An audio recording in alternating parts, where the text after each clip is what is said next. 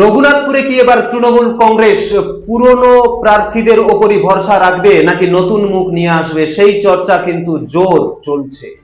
তবে এই মুহূর্তে রঘুনাথপুরে তৃণমূল কংগ্রেসের প্রার্থী তালিকায় 4 জন নেতার নাম সব থেকে বেশি চর্চিত, যার মধ্যে রয়েছে পূর্ণচন্দ্র বাউরির নাম। প্রাক্তন বিধায়ক পূর্ণচন্দ্র বাউরি এক সময় তিনি রঘুনাথপুরের বিধায়ক ছিলেন এবং রঘুনাথপুরে তার সংগঠন দক্ষতা অনেকটাই রয়েছে। তাই তার অনুগামী সহ তৃণমূল কংগ্রেসের একাংশ দাবি করছে যে আবারও পূর্ণচন্দ্র বাউরিকেই প্রার্থী করা হোক, কারণ 2021 সালের নির্বাচনে পূর্ণচন্দ্র বাউরিকে প্রার্থী করা হয়নি, সেখানে প্রার্থী করা হয়েছিল হাজারি বাউরিকে। তারপরে সেই আসনটি যায় বিজেপির দখলে। তাই আবারও অনেকেই মনে করছেন যে এবারে আবার পূর্ণচন্দ্র বাউরিকে প্রার্থী করা হোক। রঘুনাথপুরে তৃণমূল কংগ্রেসের প্রার্থী তালিকায় 4 জন নেতার নাম সব থেকে বেশি চর্চিত, যার মধ্যে রয়েছে অমিত বাউরির নাম। রঘুনাথপুরের যুব নেতা এবং তরুণ তুর্কি নেতা অমিত বাউরির নাম ঘোরাঘুরি করছে, প্রার্থী হিসেবে দাবি উঠছে। এছাড়াও দাবি উঠছে, তৃতীয় যে নামটি উঠে আসছে হাজারি বাউরির নাম।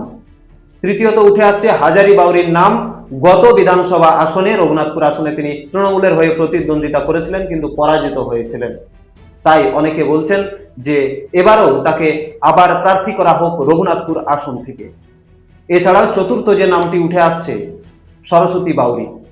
মহিলা প্রার্থী চাইছেন অনেকেই, তৃণমূল কংগ্রেসের একাংশ নেতৃত্ব চাইছেন যে এবার রঘুনাথপুর আসন থেকে মহিলা প্রার্থী করা হোক। সেক্ষেত্রে সরস্বতী বাউরির নাম কিন্তু সব থেকে চর্চায় রয়েছে এই মুহূর্তে পুরুলিয়ার রঘুনাথপুর বিধানসভায়। তবে গতবারে রঘুনাথপুরে পদ্ম ফুল ফুটেছিল, ঘাস ফুলের হাত থেকে পদ্ম ছিনিয়ে নিয়েছিল সেই এলাকা। বিগত দিনে এখানে তৃণমূল কংগ্রেসের শক্ত ঘাঁটি ছিল, পূর্ণচন্দ্র বাউরি বিধায়ক ছিলেন 2016-তে, কিন্তু তারপর 2021-এ পালাবদল হয়, সেখানে বিজেপির প্রার্থী বিবেকানন্দ বাউরি জয়ী হয়েছিল।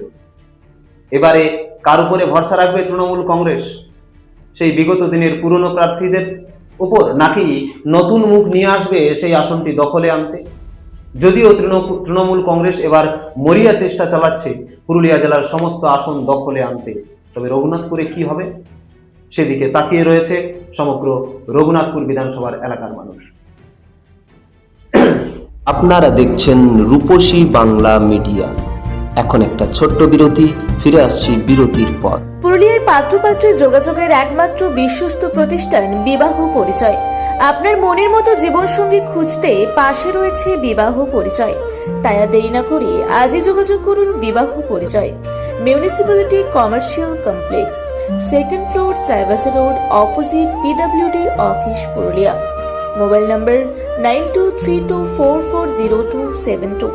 ফিরে এলাম বিরতির পর। আপনারা দেখছেন রূপসী বাংলা মিডিয়া।